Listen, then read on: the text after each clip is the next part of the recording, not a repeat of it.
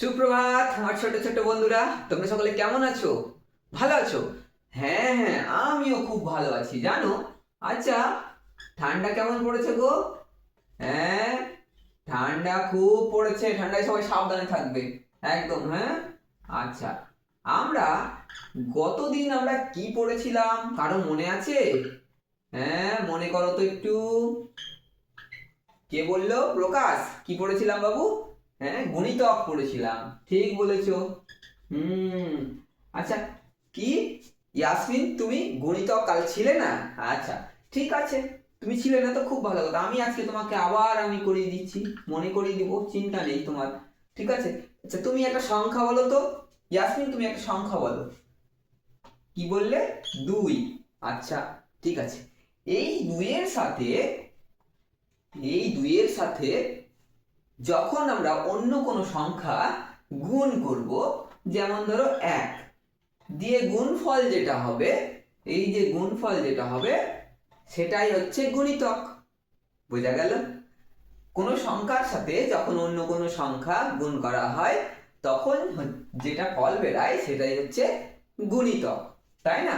আচ্ছা আচ্ছা, এবার তুমি আমাকে আরো দুটো সংখ্যা বলো। বলো দেখি, দুটো সংখ্যা বলো। কি বললে? দুই আর কি? চার। আচ্ছা, খুব ভালো। দেখো, এই যে দুই আর চার আমি লিখলাম বোর্ডে, দেখতে পাচ্ছ তো? আচ্ছা, ঠিক আছে। এই দুই এই দুইয়ের গুণিতক গুলো কি কি তাহলে এখন একটু আমাকে বলো। কি কি দুইয়ের গুণিতক?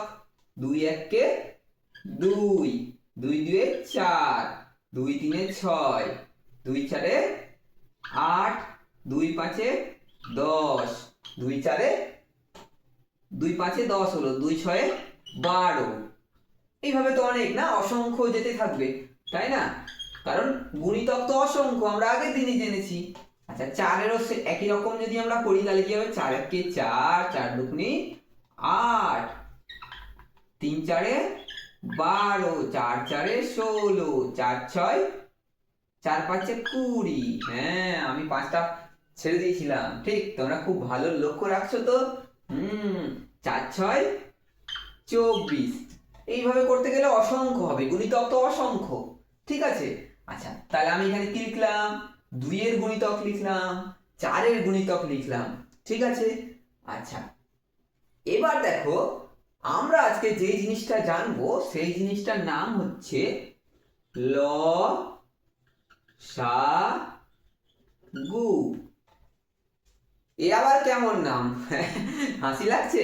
হ্যাঁ, নামটা হচ্ছে লসাগু।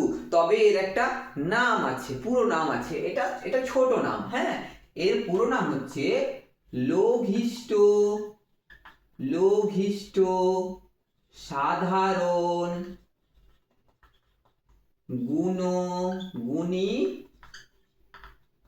গুণিতক। কি? লঘিষ্ঠ সাধারণ গুণিতক, এটার ফুল নাম। ঠিক আছে, পুরো নাম হচ্ছে লঘিষ্ঠ সাধারণ গুণিতক, যেটাকে ছোট করে ল সা গু বলা হয়। ঠিক আছে। আচ্ছা, লঘিষ্ঠটা আবার কি? খুব ভালো প্রশ্ন করেছো। এই লঘিষ্ঠ মানে কি জানো? এই লঘিষ্ঠ মানে হচ্ছে ছোট। লঘিষ্ঠ মানে ছোট। লঘিষ্ঠ মানে ছোট। আচ্ছা, আর গুণিতক মানে তো আমরা আগে মানে আগের ক্লাসে তো আমরা জেনেছি, আগের দিন, হ্যাঁ। গুণিতক মানে জানি, কিন্তু সাধারণ মানেটা আমরা জানি না, সাধারণ গুণিতক মানেটা আমরা জানি না। ওটা আজকে আমরা জানবো। হুম। ঠিক আছে। আচ্ছা, দেখো তাহলে এখানে আমি কি লিখেছি? দুইয়ের গুণিতক গুলো লিখেছি, এখানে চারের গুণিতক গুলো লিখেছি। আচ্ছা, এই গুণিতক গুলোর মধ্যে দেখো তো কোন কোন গুলো মিলছে, এটার সাথে এটা কোন কোন মিলছে। দেখো, দুইয়ের দুই আছে, এখানে দুই আছে, নেই। চার আছে, আছে, হ্যাঁ, এই যে চার দেখো মিলেছে। আর কি আছে দেখি? ছয় আছে, না ছয় নেই। আট আছে, হ্যাঁ, এই যে আট আছে দুটোতেই। আচ্ছা, আর কি আছে? 10 আছে, না নেই। 12, হ্যাঁ 12 দুটোতেই আছে। আর আর কিছু দেখতে পাচ্ছি না, তাই না? আর তো কিছু নেই। আচ্ছা, ঠিক আছে, তাহলে দেখো এখানে কি কি? আর 8 আর 12, এই তিনটা মিললো, তাই না? এই তিনটা মিললো, তাই তো? এই তিনটা যখন মিলেছে, এবার দেখো এই তিনটার মধ্যে আমি যখন কি বললাম, লঘিষ্ঠ মানে ছোট, তাই না? তাহলে এই তিনটার মধ্যে সবচেয়ে ছোট কোনটা দেখো তো? ছোট কোনটা? এইটা, 4, তাই না? হ্যাঁ, একদম ঠিক, 4 ছোট। তাহলে দেখো এই যে 2 এবং 2 ও 4-এর লসাগু সমান সমান কত? 4। কি সোজা লেগেছে? বুঝতে পেরেছো? হুম, তাহলে 2 ও 4-এর লসাগু হলো 4। বোঝা গেল?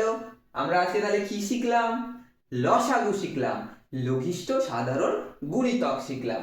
আচ্ছা ঠিক আছে, দেখি তোমরা কতটা বুঝেছো। আগামী ক্লাসে তোমরা কি করবে? আমাকে 3 ও 6-এর লসাগু করে এনে দেখাবে। ঠিক আছে? 3 ও 6-এর লসাগু আমি কিন্তু দেখবো 3 ও 6-এর লসাগু তোমরা পারছো কিনা। ঠিক আছে? আচ্ছা ঠিক আছে, আমরা আবার আগামীকাল ক্লাসে আসবো, তখন আবার সবকিছু জানবো। ঠিক আছে? আচ্ছা, সুস্থ থেকো সকলে, ভালো থেকো, ঠান্ডা থেকে সাবধানে থেকো।